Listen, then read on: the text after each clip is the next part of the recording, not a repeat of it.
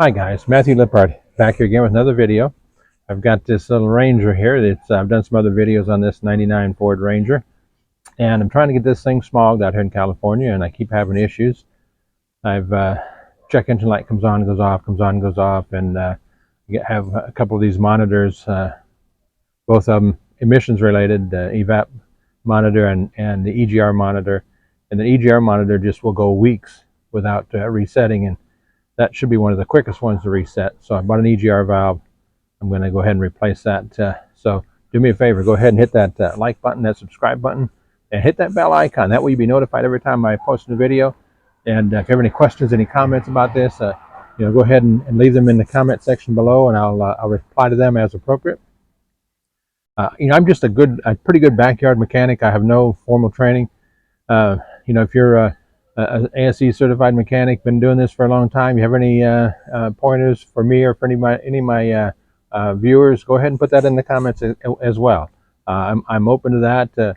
I'm always looking to learn more too, and help my own craft, and I just do this for myself and for my family and friends. So just kind of help people out. I don't wrench for money. So but like I say, go ahead and like and share this video, and let me turn this camera around. We'll go ahead and get started.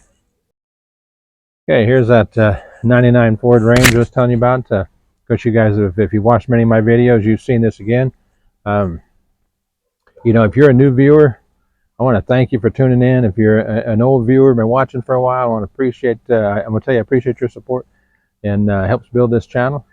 But this old Ranger, it's a good truck. It's got close to 200,000 miles on it, and it's all reliable. And we're going to see if we can get into this thing and get this EGR valve replaced, and hopefully this will solve a lot of our emissions related issues and get this thing smogged. Okay, this project is fairly easy. I've got the hood open, and here's your EGR valve right here. You have a vacuum line coming onto it.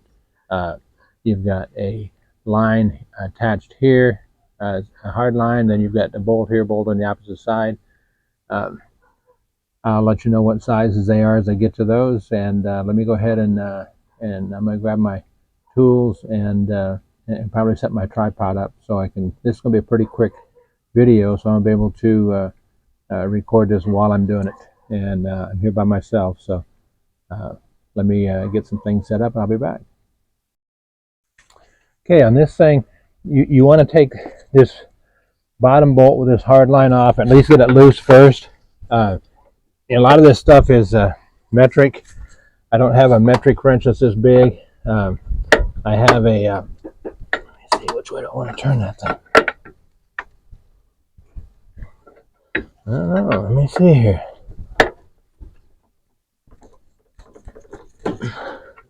I may have to find me a metric. I got an 1 1/16 here, and want to go on lefty loosey. I don't know. It's not wanting to come off. There it went.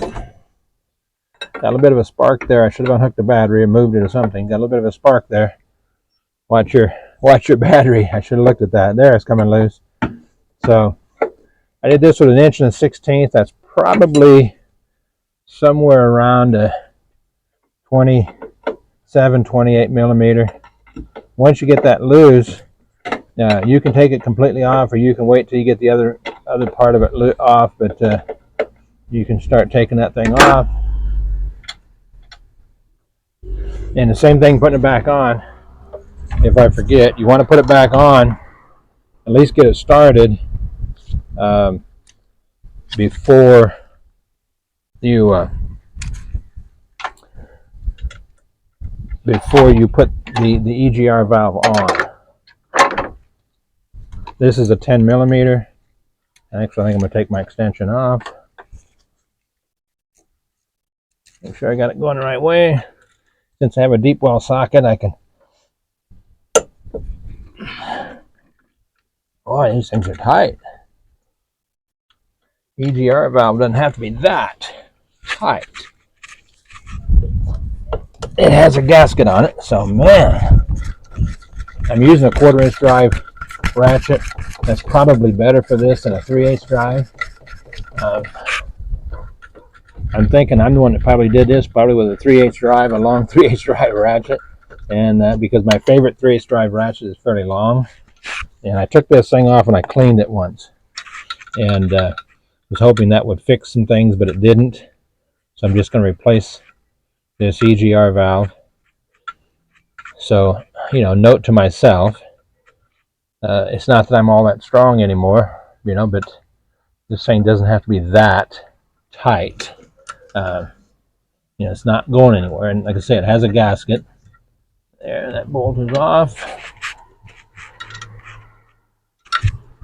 It's not quite loose enough to do that yet.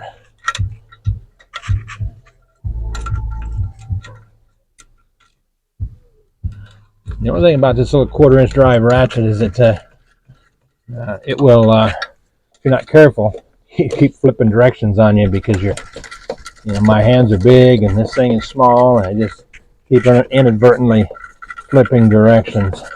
So just be cautious about that.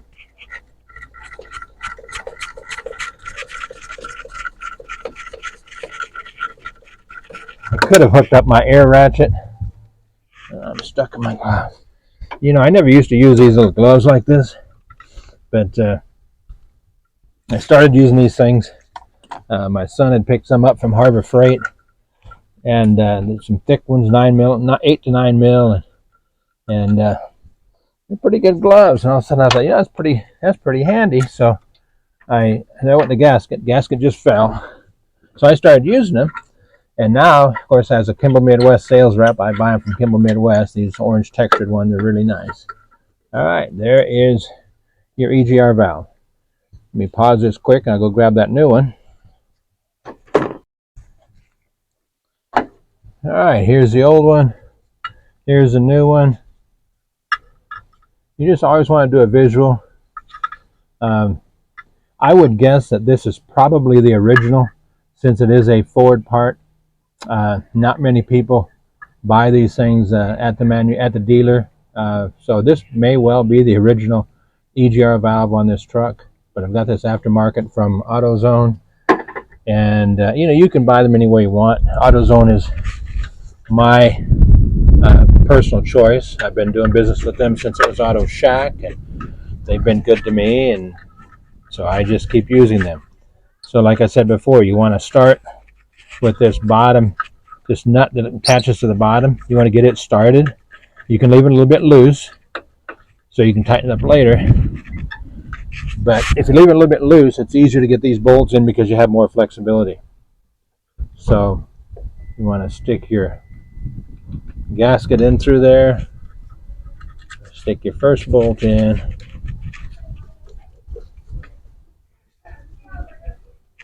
And get it started. Make sure you don't cross thread nothing,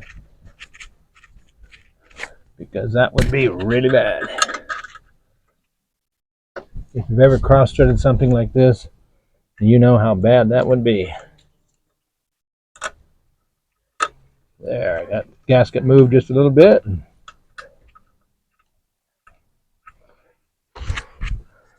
Get this thing started in here by hand. There. Now I can put the ratchet on it.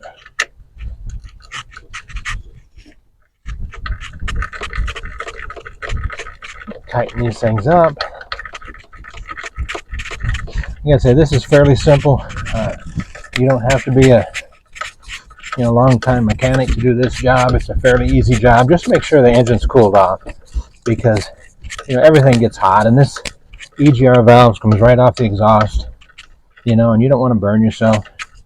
These gloves will help, but they're not gonna prevent you from getting burned. They'll just help. It's good protection.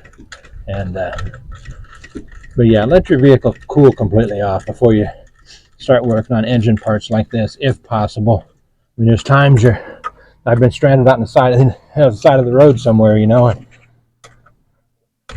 you got no choice. You gotta just get after it alongside of the road. But as long as you have the flexibility to do this at your house or whatever, then let that engine cool off. And using this 1/4-inch drive ratchet, I'm not going to over tighten these this time like I did last time. These sometimes will go on hard. It's not cross-threaded, but it goes on hard just because of that, with it being attached on the bottom. It puts a little bit of pressure on this. But if I didn't attach on the bottom first, I would be fighting. I might be here until it rains again, trying to fight with this thing. It's kind of a funny day today. I wanted to do this earlier today, and it's been raining on and off all day. I'll go ahead and plug that vacuum line back on. When I came out here, it was nice and sunny. Right now it's overcast again, like it wants to rain, and I'm sure it's going to rain again. It's supposed to do this all day long. So and then you want to tighten this bottom bolt off.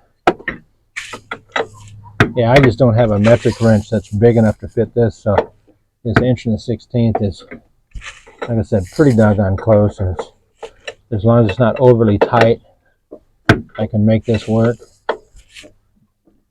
And I'm not going to over tighten it and putting it back on either. There. All right. So that's that. I'm going to go ahead and start it up and see what happens. Remember I said I wanted to try to get this done before it started raining, and I kind of laughed. Well, that was literally 5 minutes ago. When I came out here 20 minutes ago, 15-20 minutes ago, the sun was shining, and right now it's raining. It's just that much of a crazy day today. So yeah, anyway, I'm done.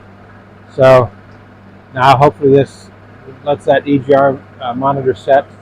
But that's it. That's replacing an EGR valve on a 1999 Ford Ranger with a 3.0 liter.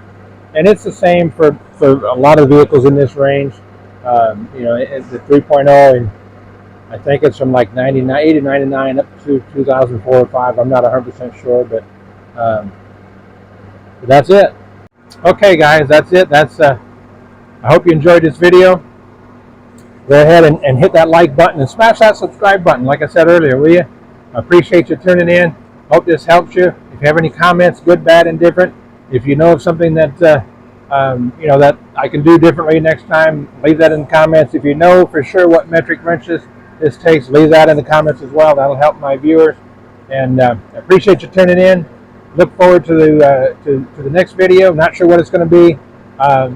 This one's going to come out in a little over a week, so it's probably going to be a bright sunny day by the time this comes out. But this is March 2nd. It's on a Saturday. It's just kind of a weird, crazy day today. So anyway, I got something done. But appreciate you turning in. Again, hit that subscribe button, will you? Hope you enjoy this video and look forward to your comments. And until next time, have a great day.